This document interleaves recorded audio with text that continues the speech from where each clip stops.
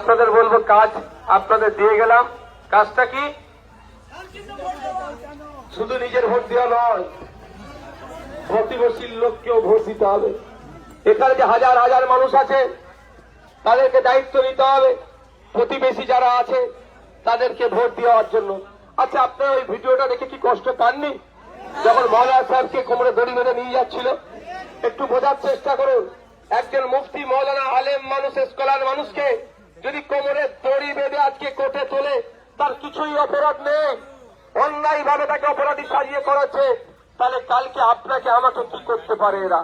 তাই বলবো, যদি আপনার আমার বুকে একটু ব্যথা লাগে, একটু যদি ওই ছবিটা দেখে কষ্ট পান, ভিডিওটা দেখে, এর জবাব দেওয়ার সুযোগ এসেছে 23 এপ্রিল।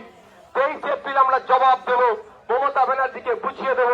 তুমি শুভেন্দু অধিকারী যারা সাম্প্রদায়িক কথা বলে, দিলীপ ঘোষ সকাল বিকেল মুসলমানদেরকে গালাগালিজ করছে, সুকান্ত মজুমদার থেকে শুরু করে বিজেপির বড় বড় নেতারা হিন্দু মুসলমানের সম্প্রীতি বিনষ্ট করার চেষ্টা করছে, তাদের বিরুদ্ধে কোনো ব্যবস্থা গ্রহণ করছে না। আর একজন মৌলানা সাহেবের তুমি কোমরে বেঁধে তাকে তুলেছো কোর্টে, এর জবাব আমরা দেবো কি দেবো না ভাই?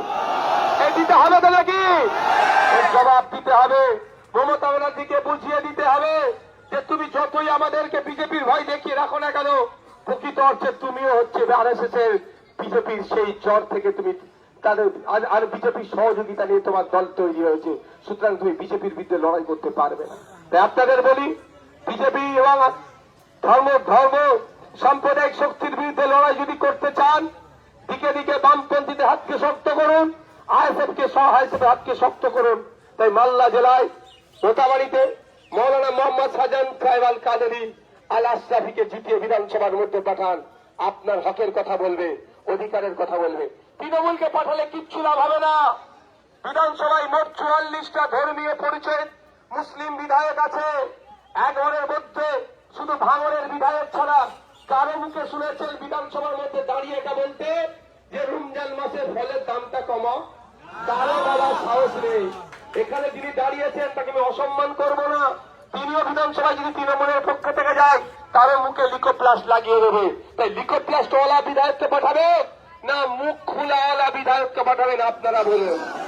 যে হককে হক, বাতিলকে বাতিল, অন্যায়কে অন্যায়, নাইকে নাই বলার সাহস দেখায় সেই রকম লোককে পাঠাতে হবে, যার মুখকে বন্ধ করতে পারবে না সত্য বলতে, সেই রকম লোককে পাঠাতে হবে।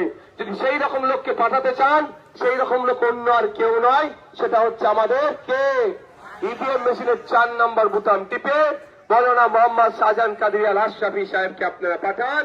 ঐক্যের প্রশ্নে তিনি সওয়াল করবেন, ঐক্যের জন্য সওয়াল করবেন, সম্প্রীতির জন্য সওয়াল করবেন, শিক্ষার জন্য সওয়াল করবেন, স্বাস্থ্যের জন্য সওয়াল করবেন, কর্মসংস্থান নতুন নতুন মাল্লাই তৈরি হোক, মোতাবাড়িতে তৈরি হোক, এ আওয়াজ তুলবেন। মোতাবাড়ি মাল্লার মানুষেরা পরিযায়ী শ্রমিক হয়ে বাইরে কাজে যাচ্ছে আর বাংলা কথা বলার জন্য লাশ হয়ে মার খেয়ে বাড়ি ফিরে আসছে, এটা বন্ধ করতে হবে।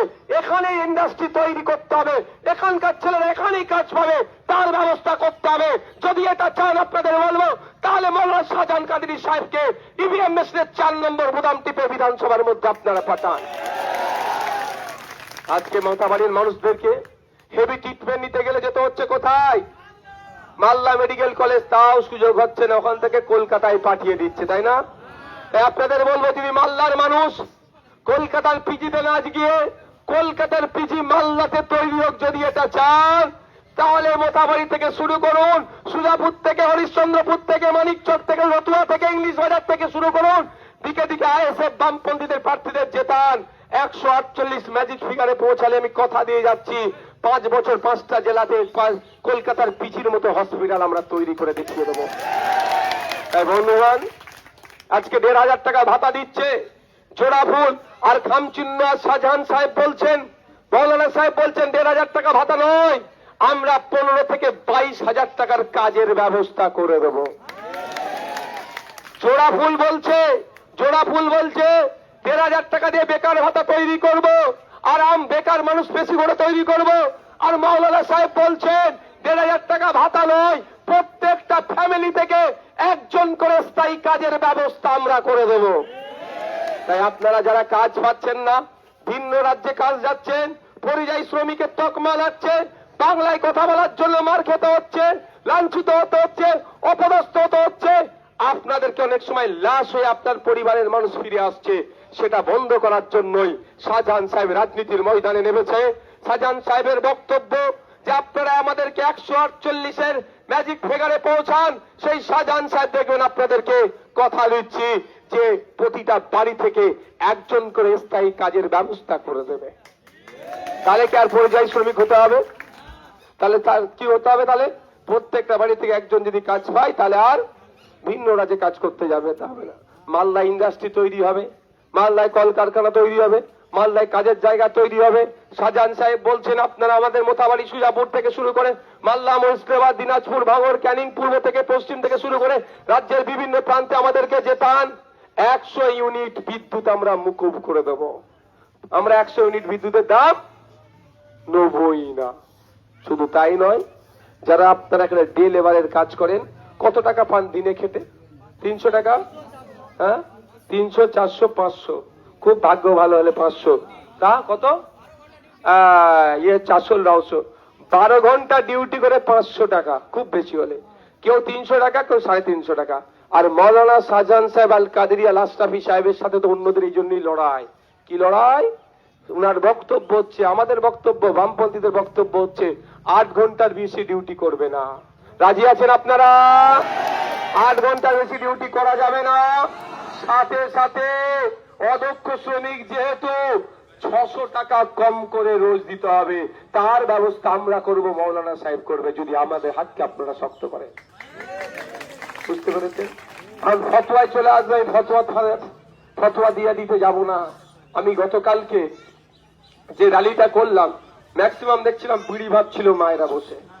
আমি ফতোয়া দিতে কেউ যাবেন না ভাই। আমি শুধু এতটুকুই বলবো, বিড়ি শ্রমিকদের রোজ মজুরি আজকে কম। খাতাই কলমে 264 টাকা, 60 থেকে 64 টাকা পাই। কত? 1000 বিড়ি বাঁধলে 150 টাকা, খুব বেশি হলে।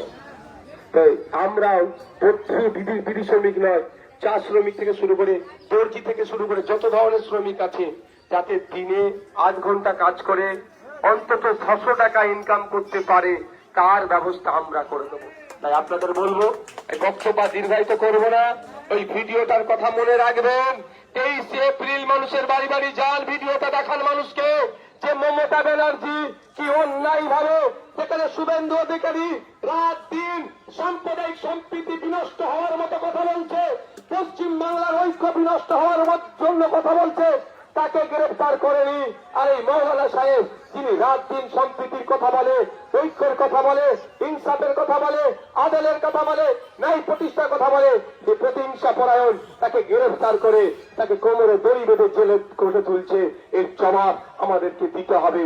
বাড়িতে বাড়িতে গিয়ে ভিডিওটা দেখান আর মানুষকে বলুন, আজকে যদি একটা মৌলানা সাহেবের সাথেই হয়, সাধারণ মানুষের সাথেই মমতা ব্যানার্জি তার পুলিশকে দিয়ে কি আচরণ করে নতুন করে আর বলতে লাগছে না। তাই আপনাদের বলবো, মানুষকে বলুন যে খামচিহ্নের হাতকে শক্ত করুন, বামপন্থীদের দিকে দিকে হাতকে শক্ত করুন, এদেরকে ক্ষমতায় নিয়ে আসুন।